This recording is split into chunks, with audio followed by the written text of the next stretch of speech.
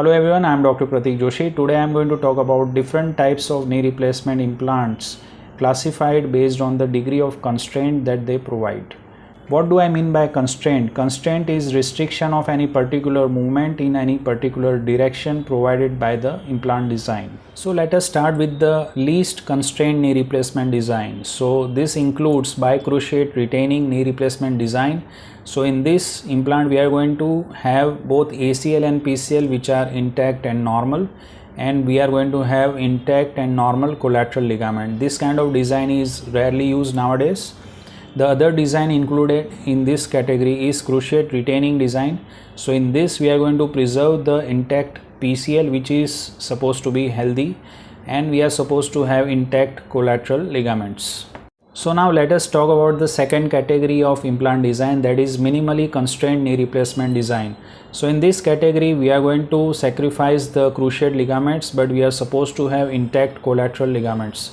So this category includes posterior stabilized knee design, in which there is a central post which is going to provide the anteroposterior stability, and the other design included is ultra congruent or deep dish design, in which the anteroposterior stability is provided by the design of the polyethylene insert. So now let us talk about the third category of implant, that is semi-constrained knee replacement design, also known as CCK design, that is constrained condylar knee design, or VVC design, that is varus valgus constrained knee design. So this kind of designs are known as unlinked constrained prosthesis. This design is used when there is more than 3 to 5 mm gap between the medial and lateral compartment, or when we feel that after adequate soft tissue release the collateral ligaments are not sufficient to provide mediolateral stability.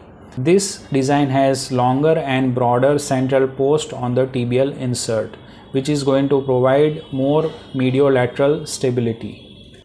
The last category of constrained knee replacement design is highly constrained knee replacement implant design.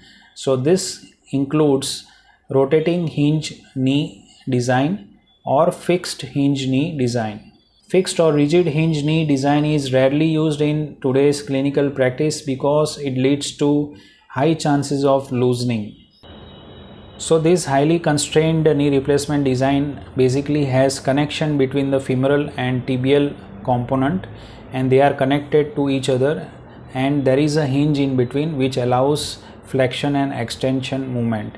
In rotating hinge knees there is also a degree of rotation allowed. What are the indications for this highly constrained knee replacement design? The most important indication of this design is significant bone loss or osteolysis and significantly compromised cruciate as well as the collateral ligaments.